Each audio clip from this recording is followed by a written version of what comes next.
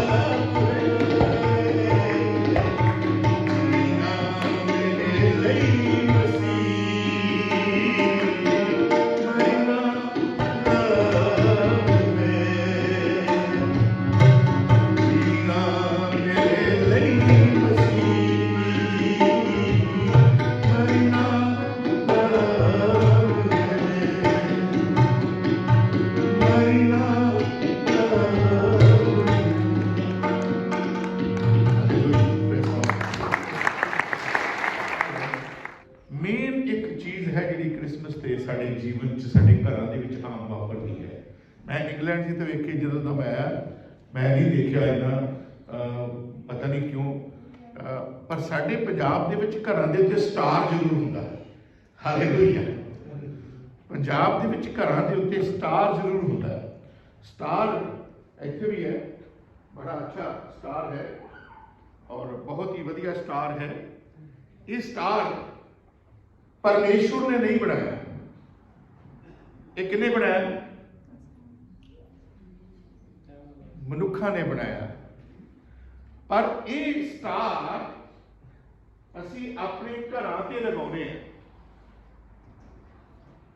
और वो जो स्टार असी अपने घरां ते लगाउने हैं, एक तो ये डेकोरेशन है, ਅਸੀਂ ਆਪਣੇ ਘਰਾਂ ਨੂੰ ਸਜਾਉਂਦੇ ਆ ਤਾਂ ਕਿ ਦੂਜਿਆਂ ਨੂੰ ਪਤਾ ਲੱਗੇ ਕਿ ਇਹ ਜਿਹੜਾ ਸਟਾਰ ਹੈ ਇਹ ਲੱਗਿਆ ਹੈ, ਇਹਦਾ ਮਤਲਬ ਇਹਨਾਂ ਦਾ ਕ੍ਰਿਸਮਸ ਡੇ ਹੈ, ਇਹਨਾਂ ਦਾ ਯਿਸੂ ਮਸੀਹ ਪੈਦਾ ਹੋ ਗਿਆ। ਦੂਜਾ ਇਹ ਸਟਾਰ ਜਾਂ ਸਾਡੀ ਜਿਹੜੀ ਡੈਕੋਰੇਸ਼ਨ ਹੈ ਘਰਾਂ ਦੀ ਕੀਤੀ ਜਾਂਦੀ, ਉਹ ਇਹ ਦੱਸਦੀ ਹੈ ਕਿ ਸਾਡੇ ਅੰਦਰੋਂ ਕਿੰਨੀ ਵੱਡੀ ਖੁਸ਼ੀ ਹੈ, ਸਾਡੇ ਅੰਦਰੂਨੀ ਖੁਸ਼ੀ ਨੂੰ ਵੀ ਦਿਖਾਉਂਦੀ ਹੈ। मैं प्रभु का वचन जोड़ा है, मैं जो पिछला जो चर्च में हूँ प्रीच करके आया हाँ, मैं वो वचन का नहीं मैं इतने प्रीच कर रहा, क्योंकि मेरी आदत है कि हर जगह पर मैं सेम वचन नहीं देता। हाँ जी, उत्थे मैं स्टार के बारे दसिया है, और वो स्टार के बारे मैं दसिया है जेड़े विद्वानों की जी खोज सी, जी स्वर्ग के जो स्टार चमकते हैं वो उत्ते मैं वचन दिता। पर अज मैं ਜਿਹੜਾ ਤੁਹਾਡੇ ਕੋਲ ਵਚਨ ਲੈ ਕੇ ਆ ਰਿਹਾ ਹਾਂ ਉਹ ਤੁਹਾਨੂੰ ਸਟਾਰ ਬਾਈਬਲ 'ਚ ਕਿੰਨੀ ਕਿਸਮ ਦੇ ਹਨ ਉਹਦੇ ਬਾਰੇ ਥੋੜਾ ਵਚਨ ਦੱਸਣਾ ਚਾਹਦਾ ਹਾਂ। ਹਾਲੇਲੂਇਆ। ਸਾਡੇ ਜੀਵਨ 'ਚ ਉਹਦੀ ਕੀ ਅਹਿਮੀਅਤ ਹੈ। ਪਰਮੇਸ਼ਰ ਦੇ ਵਚਨ 'ਚ ਇੱਕ ਤਾਂ ਮੈਂ ਤੁਹਾਡੇ ਨਾਲ ਗੱਲ ਕੀਤੀ ਕਿ ਇਹ ਸਟਾਰ ਜਿਹੜੇ ਹੱਥਾਂ ਨਾਲ ਬਣਾਏ ਜਾਂਦੇ ਹਨ, ਔਰ ਦੂਜੀ ਕਿਸਮ ਦੇ ਸਟਾਰ ਜਦੋਂ ਉਤਪਤੀ ਦੀ ਪੁਸਤਕ, ਜੇ ਤੁਸੀਂ ਕਹੋ ਤਾਂ ਫਿਰ ਮੈਂ ਹਿੰਦੀ 'ਚ ਪ੍ਰਚਾਰ ਕਰਨਾ ਕਿ ਚਲੇਗਾ ਪੰਜਾਬੀ 'ਚ? ठीक है, चलेगा। अच्छा, प्रभु का वचन उत्पत्ति की पुस्तक जेनेसिस चैप्टर 1, उत्पत्ति की पुस्तक उसका पहला अध्याय, उसके असी 14वें पद तो पढ़ांगे। सी खुदा का वचन बड़ा अच्छा उत्थे लिखा हुआ है, पढ़िए, कोई भी पढ़ सकता है। 14वें पद तो अगर किसी ने पढ़ लिया पढ़ सकता है तो जरूर पढ़े, नहीं तो फिर मैं तो पढ़ेगा। फिर परमेश्वर ने कहा, दिन को रात से अलग करने के लिए आकाश के अंतर में ज्योतियां हो, और वे चिन्हों, नील समयों और दिनों और वर्षों के कारण हो, और वे ज्योतियां आकाश के अंतर में पृथ्वी पर प्रकाश देने वाली ठहरे, और वैसा ही हो गया। तब परमेश्वर ने 2 बड़ी ज्योतियां बनाई, उनमें से बड़ी ज्योति को दिन पर प्रभुता करने के लिए और छोटी ज्योति को रात पर प्रभुता करने के लिए बनाया, और तारा घन को भी बनाया। परमेश्वर ने उनको आकाश के अंतर में इसलिए रखा कि वे पृथ्वी पर प्रकाश दें। जो स्टार्स हैं परमेश्वर ने आसमान में बनाए हैं, ये स्टार इसलिए बनाए हैं ताकि वो पृथ्वी पर प्रकाश दें। तो वो स्टार जो प्रकाश देने वाले हैं वे ये पूरी दुनिया को प्रकाश देते हैं, और यही स्टार जो आसमान में जो प्रकाश देने वाले हैं, उनमें से एक स्टार जो है वो ज्योतिषी जो है, मजूसी जो है, उनके आगे आगे चला। वो सितारों की विद्या जानने वाले लोग थे, उन्होंने वो विद्या में क्या कुछ देखा था वो मैं पिछले चर्च में बता चुका हूं, अगर यहां बताऊंगा तो 1 घंटा लग जाएगा, तो मैं स्टार पर ही बताऊंगा। तो प्रभु का वचन बड़े ध्यान से सुनना है, सुनने से हमें आशीष मिलती है, हमारे जीवन बदलते हैं, हमारी आदतें बदलती हैं, हमारे काम बदलते हैं, हमारे विचार बदलते हैं, हमारी बीमारियां सुनते सुनते चली जाती हैं, अंधकार की शक्तियां हमें छोड़कर चली जाती हैं। तो तो हमें छुटकारा मिलता है। ये खुदा का वचन है। तो वचन हमने ये पढ़ा है कि परमेश्वर ने तारागण को भी बनाया ताकि वो पृथ्वी पर प्रकाश दे। जब हम प्रभु के वचन में से मत्ती रचित सुसमाचार gospel of Matthew chapter 2 from verse first verse से पढ़ेंगे खुदा के वचन से। चैप्टर 2 कोई पढ़ सकता है तो जरूर पढ़िए। जिसको जल्दी पढ़ना आता है वो आगे बेशक आ जाओ, माइक ले लो। हाँ जी, पढ़ना दूसरे की पहले से। जब यीशु हेरोदेस बादशाह के जमाना में यहूदिया के बैतलहम में पैदा हुआ तो देखो कई मजूसी पूरब से यरूशलेम में ये कहते हुए आए कि यहूदियों का बादशाह जो पैदा हुआ है वो कहाँ है, क्योंकि पूरब में उसका सितारा देखकर हम उसे सजदा करने आए हैं। पूरब से हम आए हैं सजदा करने उसका तारा देखकर। तो उन्होंने तारा आसमान में देखा था, स्पीका नाम का तारा उसको बोला गया है।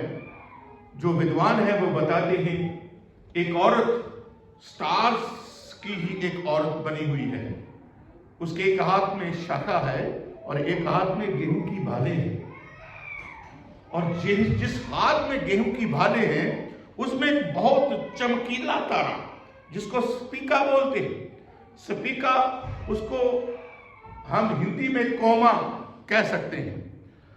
और वो कौमा जो है उसके अंदर फिर एक और औरत सिंहासन पर बैठी हुई दिखाई देती है। जिन्होंने वो सितारों को देखा उन्होंने ऐसा ही बताया।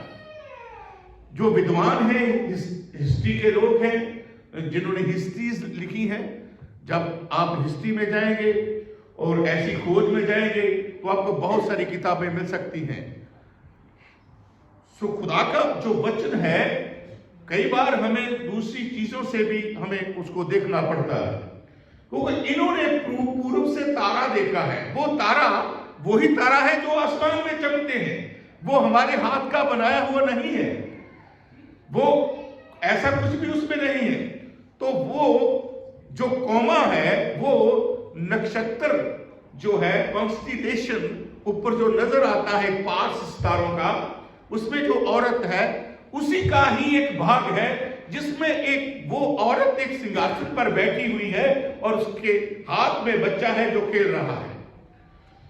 तो वो सितारों की जो विद्या जानने वाले लोग थे उनको पता चल गया स्पीका का मतलब, कोमा का मतलब है कि वो पैदा हो चुका है और उसी तारे को देखकर वो आगे बढ़े हैं, वो सिजदा करने के लिए आए हैं।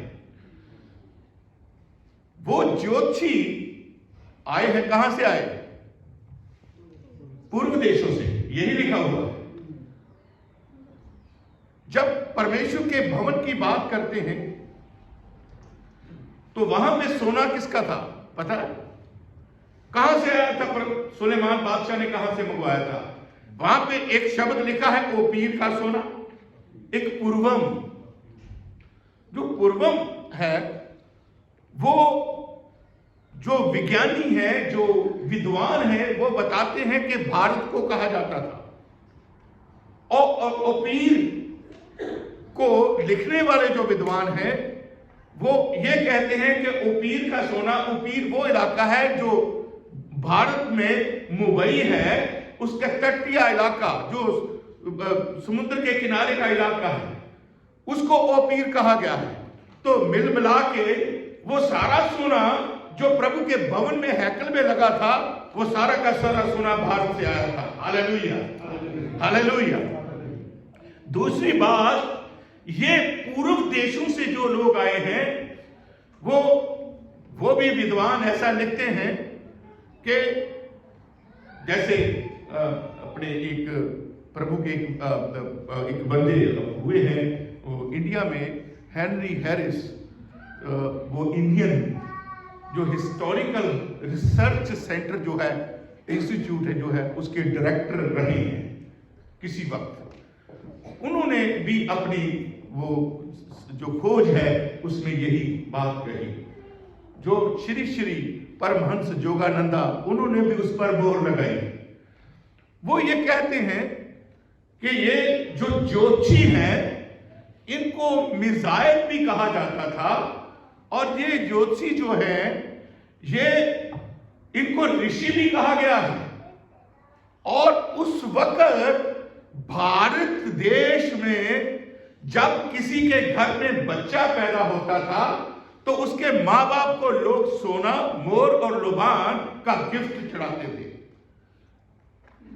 इसलिए वो लोग सोना, मोर और लुबान लेकर वो उधर सितारे ने उनकी अगुवाई की और वो उधर पहुंच गए। लेकिन कहां पहुंच गए? यरूशलेम तक पहुंचे।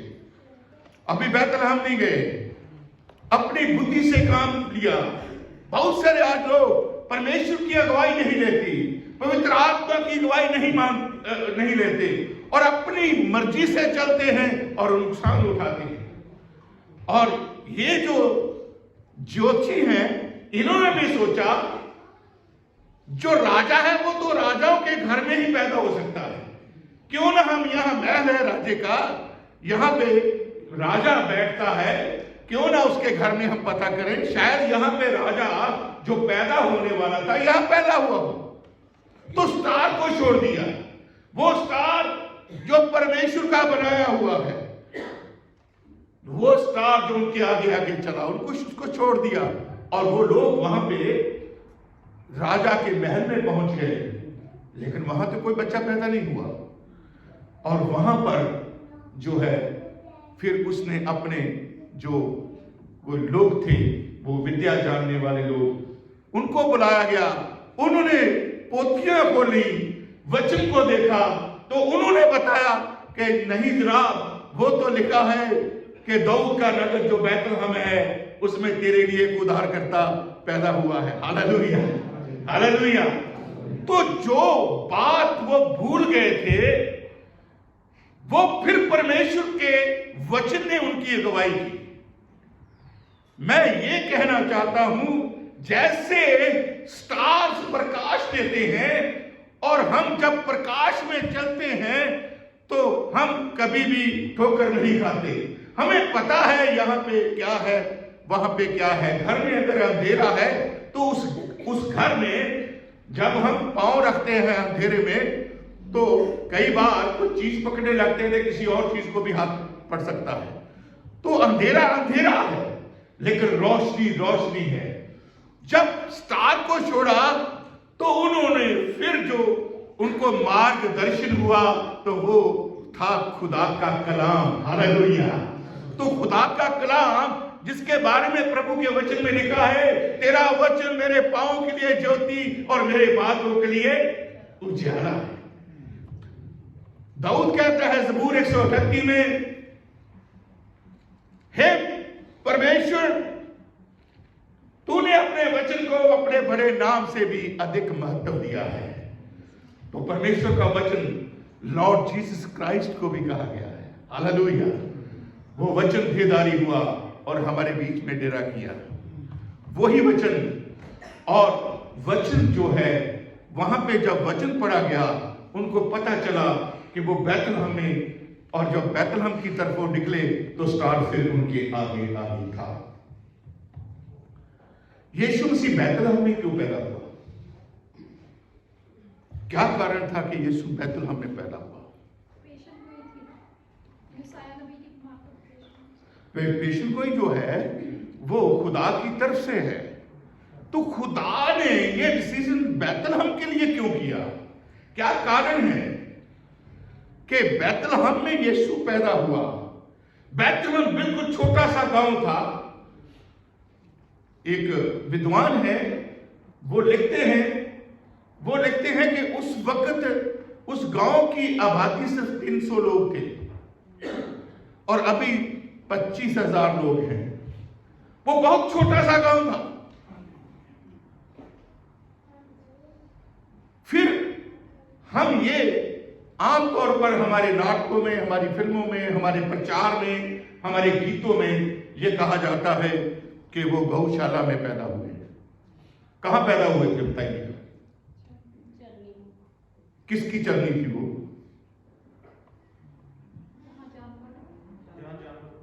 बहुत सारे लोग गीतों में भी गाते हैं, गौशाला में तो रोशनी है देखो खुल के आ रही, वो क्वाली एक है ऐसी खंडी। वो गौशाला में पैदा नहीं हुए, एक भी गौशाला बैतलहम में नहीं थी उस वक्त, कोई तबेला वहां में नहीं था। और बैतलहम में जो यरूशलेम का खुदा का भवन था, वो खुदा का भवन जो यरूशलेम में था उसकी एक कमेटी बनी हुई थी, एक मैनेजमेंट कमेटी थी। प्रभु के वचन में लिखा है प्रभु यीशु मसीह ने जैरस की 12 साल की बेटी को जिंदा किया। वो जैरस कौन था? वो उसी मंदिर की कमेटी का एक अहदेदार था, जैरस जो था। तो एक कमेटी जो बनी हुई थी, उस कमेटी ने उस प्रभु के भवन की प्रॉपर्टी के तौर पर ऑफिशियली तौर पर वो ऑफिशियली प्रॉपर्टी जो थी वो खुदा के भवन जो यरूशलेम में था उसकी प्रॉपर्टी थी। और वहां पे वो भेड़शाला जो थी, जो भेड़शाला खुली हुई थी।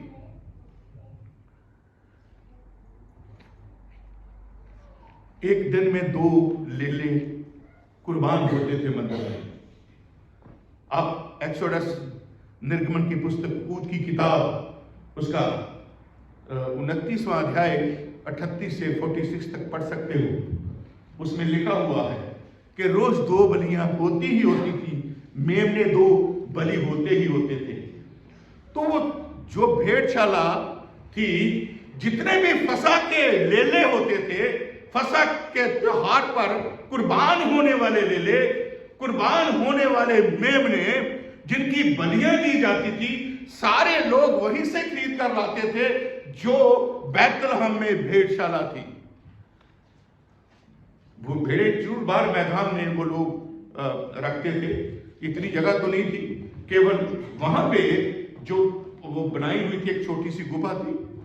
और जो भेड़े जो प्रेग्नेंट होती थी और लेला पैदा होने वाला होता था, तो उसको वो देख लेते थे, उसको वहां ले जाते थे। यहां पे अभी नाटक में भी देखा है हमने, नाटक में भी यह कहा गया कि स्वर्गदूत आए हैं। किसके पास? गडरियों के पास। आप ये सोचेंगे, कई लोग प्रचार करते हैं कि गडरिये जो हैं वो बहुत ऐसे थे कि वो गरीब लोग थे, कपड़े भी अच्छे नहीं होते थे, लोग उनसे नफरत करते थे। परमेश्वर ऐसे जो बहुत गरीब लोग हैं, मतलब ये बात इस तरह से पेश की जाती है कि वो गरीबों के पास गया, बल्कि ये नहीं है। वो गडरिया शब्द है तो गडरियों के पास गया है। गडरिये किसके हैं? भेड़ों के। चरवाहे किसके हैं? भेड़ों के हैं वो।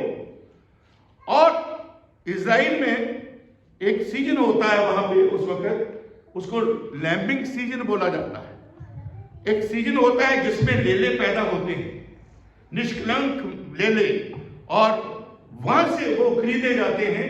वो खरीद के वो हैकल में वो फसह के त्योहार पर उनको कुर्बान करते हैं। तो प्रभु यीशु मसीह के बारे में भी भविष्यवाणी थी। यीशु मसीह ने जब बपतिस्मा लिया तो यूहन्ना ने उसको बैप्टिज्म दिया और उसको उन लेलों की नाई उस पर हाथ रखे जो खुदा के भवन में 2 मेंढे जो पश्चाताप का पर्व मनाते हैं उसमें 2 मेंढे लेकर आते थे, 2 बकरे कह लो, हाँ जी, और एक ही शक्ल होती थी उनकी, एक ही शक्ल होती थी। तो उन पर चिट्ठी डालते थे, जिसकी चिट्ठी निकलती थी उसको अजाजेल के लिए वो तो दूसरा बच जाता था, और जिसकी चिट्ठी अजाजेल के लिए निकलती थी उसके सींगों पर लाल रिबन महायाजक बांध देता था, और उस लाल रिबन का एक हिस्सा जो खुदा के भवन का गेट होता था उसके द्वार पर बांध देता था, और फिर सारे पाप इजराइल के उसके हाथ रखकर उस पर डालता था। और एक जाजक की ड्यूटी होती थी, वो जंगल में उसको ले जाता था और जंगल में जाके ऊंची पहाड़ी से उसको गिरा देते हैं और वो मर जाता था। जब उसका दम निकल जाता था, वो मर जाता था, तो वहां एक हर साल चमत्कार होता था उस वक्त जब खुदा का भवन था। जो लाल रिबन गेट पर बना होता था वो चमत्कार ये होता था, वो लाल रिबन व्हाइट हो जाता था। हालेलुया। तो जो महायाजक होता था हैकल का, वो अनाउंसमेंट कर देता था कि इजराइल कौम के सारे पाप क्षमा हो गए।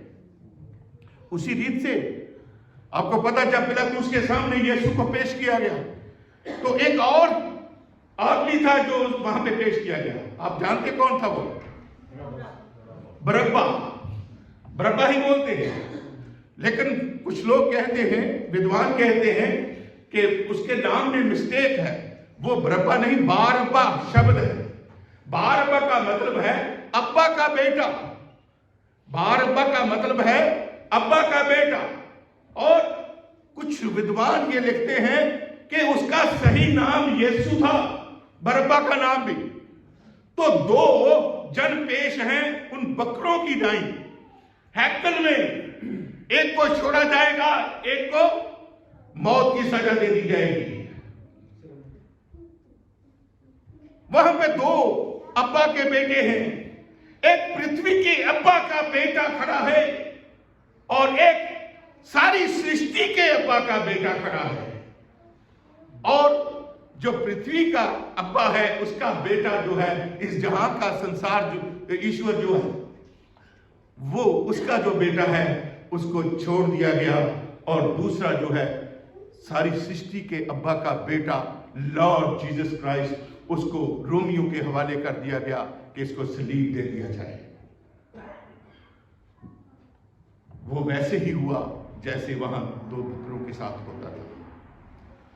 लेकिन यीशु मसीह यूहन्ना को जो प्रकाश हुआ, उसने एक याजक की नाई जब बैप्टिज्म दिया, उस पर हाथ रखे और पूरे जगत के पाप उस पर ला दिए। और उसी चैप्टर में, फर्स्ट चैप्टर यूहन्ना की अंजील में लिखा है, फर्स्ट की 29, वहां पे लिखा, देखो परमेश्वर का मेमना जो जगत के पापों को उठा ले जाता है। वो जगत के पापों को उठा के ले जाने वाला वो मेमना, वो लॉर्ड जीसस क्राइस्ट, उसके बारे में भविष्यवाणियां है कि वही फसा है हमारा, वही फसा। जो पौलुस रसूल भी कहता है, हमारा फसा हमारे लिए कुर्बान हो गया। हालेलुया। तो फसा के जितने मेमने होते थे उसी भेड़शाला में पैदा होते थे। और होता क्या था, क्योंकि फसा के मेमने वहीं से लेते थे, लोग दान के तौर पर वहां पे बहुत से कपड़े भी उधर चढ़ावा चढ़ाते थे कि जब भेड़े लेलों को पैदा करें तो वहीं से कपड़ा ले और उससे उसको पोंछे, साफ करें और दूसरा साफ कपड़ा लेकर उसको लपेट के वही चरनी में रखा जाता था।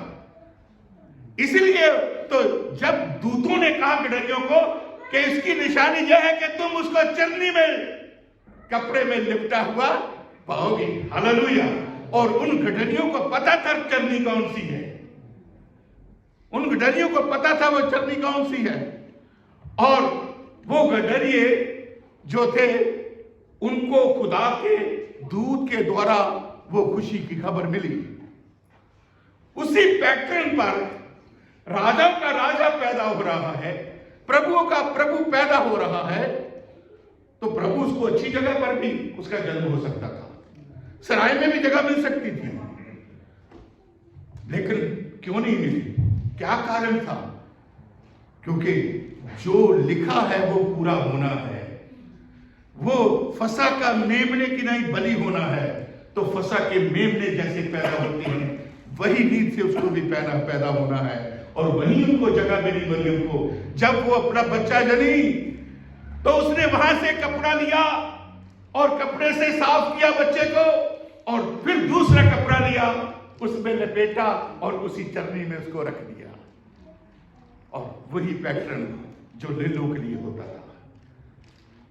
सो खुदा का कलाम है, वो लॉर्ड जीसस क्राइस्ट धरती पर इसीलिए आया ताकि हमारा मेल खुदा से करवा सके। इंसान बिछड़ गया है, इंसान दूर चला गया है, वो बहुत प्यार करता है। इसीलिए तो यूहन्ना 3:16 में लिखा है, परमेश्वर ने जगत से ऐसा प्रेम किया कि उसने अपना इकलौता पुत्र दे दिया, जो कोई उस पर विश्वास करे वो नाश ना हो बल्कि हमेशा का जीवन पाए। हालेलुया। परमेश्वर परमेश्वर इंसान से प्यार करता है लेकिन पाप से नफरत करता है। इंसान ने गुनाह किया, इंसान खुदा से दूर चला गया, लेकिन दोनों को मिलाने के लिए लॉर्ड जीसस क्राइस्ट को इस मनुष्य बनकर धरती पर आना पड़ा, मनुष्य बनकर धरती पर आना पड़ा। मैंने एक बार प्रचार किया था, हमारे बहुत सारे स्टेट्स हैं भारत में और अलग अलग भाषाएं हैं। साउथ में अलग तरह की भाषाएं हैं जो समझ ही नहीं आती। हमारे भारत में मैंने मिसाल के तौर पर कहा कि एक पंजाबी का अगर बंगाली के साथ झगड़ा हो जाए तो सुलह कौन करवाएगा? क्योंकि जो सुलह कराएगा उसको दोनों जुबानें आनी चाहिए, मलयाली भी आनी चाहिए, पंजाबी भी आनी चाहिए। उन दोनों के विचार लेगा वो, फिर उनकी बात आमने सामने रखेगा। दोनों भाषाएं आनी चाहिए। लॉर्ड जीसस क्राइस्ट परमेश्वर की भाषा भी जानता है और मनुष्य बनकर धरती पर पैदा हुआ, मनुष्य की भाषा भी जानता है। वो विचोला बनकर पैदा हुआ, हालेलुया। वो विचोला बनकर धरती पर आ गया।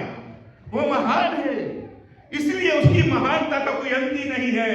वो आसमान को छोड़कर आया है, वो अपनी वो पदवी, परमेश्वर की पदवी को छोड़कर आया है, वो राजाओं के राजा के पद को छोड़कर आया है, प्रभु के पद को छोड़कर आया है। फिलिपियों में लिखा है उसने अपने आप को खाली कर दिया, अपने आप को जीरो कर दिया उसने। हम जीरो नहीं करते, हम अपने आप को हीरो बनाने की कोशिश करते हैं। हम खाली नहीं करते। आजकल ईर्खा, नफरत, जलन एक दूसरे के प्रति बहुत बढ़ गई है। घमंड बहुत आ गया है लोगों के बीच में। वो दीन बना, इतना दीन, आसमान से सीधा नीचे अपने आप को बहुत छोटा कर दिया है उसने।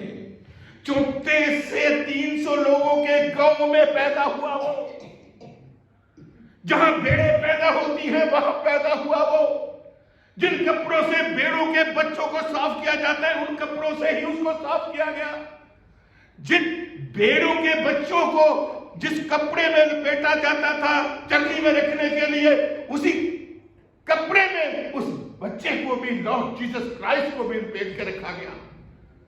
वो इतना दीन हो गया, इतना दीन कर दिया गया है। हम आज यहां भी मौजूद हैं। टाइम है,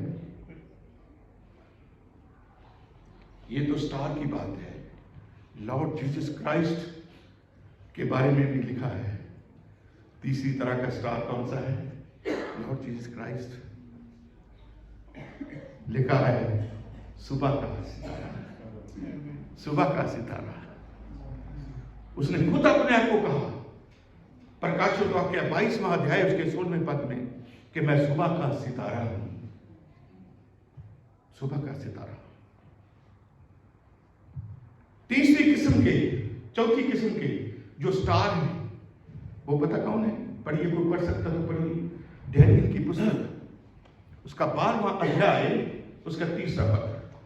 डैनियल 12वां अध्याय उसका 3रा पद पढ़ना। हिजकियेल के बाद आएगा डैनियल। पढ़ दीजिए कोई भी जिसने निकाला है।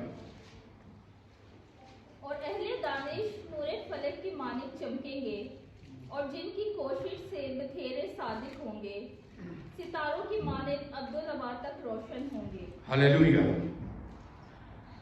देखिए कितना बड़ी बात लिखी गई है। हिंदी की बाइबल है तो हिंदी में अगर पढ़ दो ये तो, क्योंकि मुझे ना कई शब्द उर्दू के समझ नहीं आते मैं माफी चाहता हूं। प्रभु के वचन में लिखा है, तब सिखाने वालों की चमक आकाश मंडल की सी होगी। आकाश मंडल की बात हम पहले ही कह चुके हैं। तब सिखाने वालों की चमक आकाश मंडल की सी होगी। पास्टर अशोक मसीह मट्टू आपको सिखाते हैं, पास्टर आइजक मट्टू आपको सिखाते हैं, इनकी चमक आकाश मंडल की सी होगी। आप में से बहुत सारे एल्डर्स हैं, बहुत सारी बहनें भाई हैं जो दूसरे को गवाही देते हैं, दूसरों के लिए प्रार्थना करते हैं, दूसरों को बचाते हैं, दूसरों को धर्मी बनाते हैं। तो प्रभु का वचन कहता है आप लोगों की चमक आकाश मंडल के तारों की नहीं होगी, आप लोग उन सितारों की नहीं चमकेंगे। यहां पे लिखा है हालेलुया। और जो बहुतों को धर्मी बनाते हैं वे सर्वदा तारों के समान प्रकाशमान होंगे। आप लोग सितारों की नहीं प्रकाश देने वाले होंगे। हालेलुया। ये चौथी किस्म के स्टार्स हैं। लास्ट किस्म के स्टार मैं एक और बताता हूं आपको।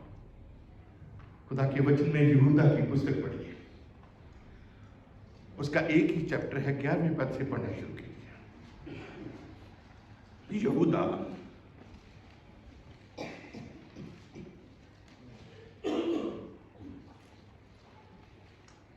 यहूदा यीशु मसीह का भाई था, उसी ने ये लिखी है।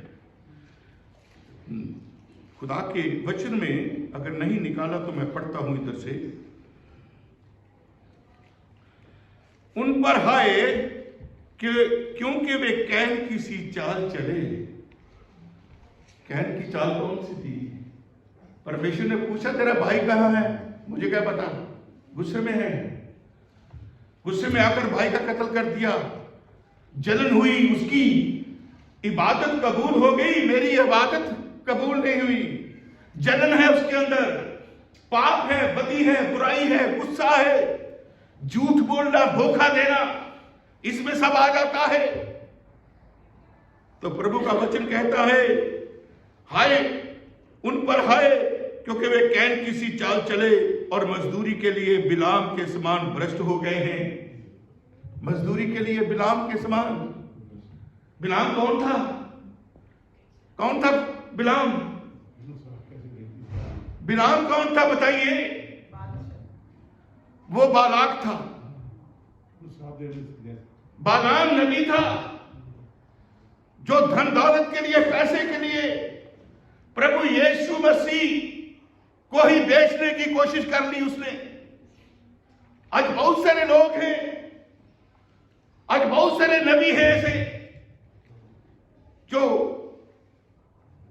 लॉर्ड जीसस क्राइस्ट को सेल कर देते हैं, बेच देते हैं। यहूदा इस्करियोती की तरह 29 सिक्कों में यीशु मैंने तुझे बेच डाला। आज बहुत सारे लोग उसको बेच रहे हैं। गलत तरह के नबी आ गए हैं। मैं एक पास्टर को सुन रहा था, वो कहते हैं मुझे बुलाया गया एक ऐसे ही चर्च में, वहां के कोई कन्वेंशन थी। जब प्रचार खत्म हो गया, लोग प्रार्थना करने के लिए आए और एक लड़के को एक माँ बाप लेके आ रहे थे। लड़के के कपड़े बड़े गंदे मंदे, कहीं से फटे फुटे भी थे, उसकी दाढ़ी बड़ी हुई थी, बाल भी बहुत बड़े हुए थे, बहुत बुरा हाल था। लेकिन माँ बाप के कपड़ों से लगता था कि वो अच्छे घराने से लोग हैं। मैंने पूछा क्या बात है? वो लड़के ने कहा कि मैं एक ऐसे ही प्रोग्राम में गया था, वहां एक मियां भी आए थे और उन्होंने अनाउंस किया कि जिन लोगों को पवित्र आत्मा आज तक नहीं मिला वो सब आगे आ जाओ, हम आपके लिए प्रार्थना करेंगे, आपको पवित्र आत्मा मिल जाएगा। जब उन्होंने मुझ पर हाथ रखे तो मुझे पवित्र आत्मा मिल गया, उस लड़के ने कहा। तो पास्टर जी ने कहा फिर क्या हुआ? क्या तुझे कैसे पता चला तुझे पवित्र आत्मा मिल गया? वो कहता मैं गैर जुबानी बोल रहा था। फिर क्या हुआ? फिर रोज मुझे आत्मा कहने लगा तू सुसाइड कर, तू सुसाइड कर, और मैं टेंशन में चला गया। आज बहुत से ऐसे चर्चेस हैं, एक अपने आप को पोप कहता है हमारे हिंदुस्तान में, सरदार जी पगड़ी बांध रहा है, अपने आप को पोप डिक्लेयर किया है। उसके चर्च की एक वीडियो वायरल हुई, उन्होंने उसने गधे बनाए हुए हैं चर्च के अंदर, वो गधे बनकर घूम रहे हैं एक दूसरे के पीछे। कुत्तों की जुबानें बोलने लगते हैं, कहते हैं पवित्र आत्मा आ गया। डेरिक प्रिंस पूरे वर्ल्ड के मन्ने परमन्ने बाइबल टीचर हैं। वो लिखते हैं कि एक चर्च में मैं गया, मुझे बुलाया गया। जब मैं खड़ा हुआ तो जो पियानो बजाने वाली एक लड़की थी, लेडी थी, वो लेडी आत्मा में भर गई।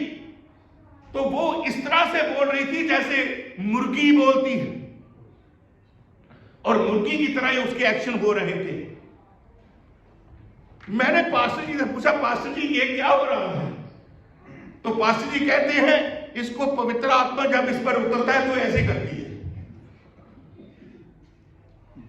डेरिक प्रिंस लिखते हैं कि मैंने उसके लिए प्रार्थना की और दुष्ट आत्मा उसमें से निकल गई। लोगों को पता नहीं चलता, जिसका मर्जी अपने ऊपर हाथ रखवा लेते हैं।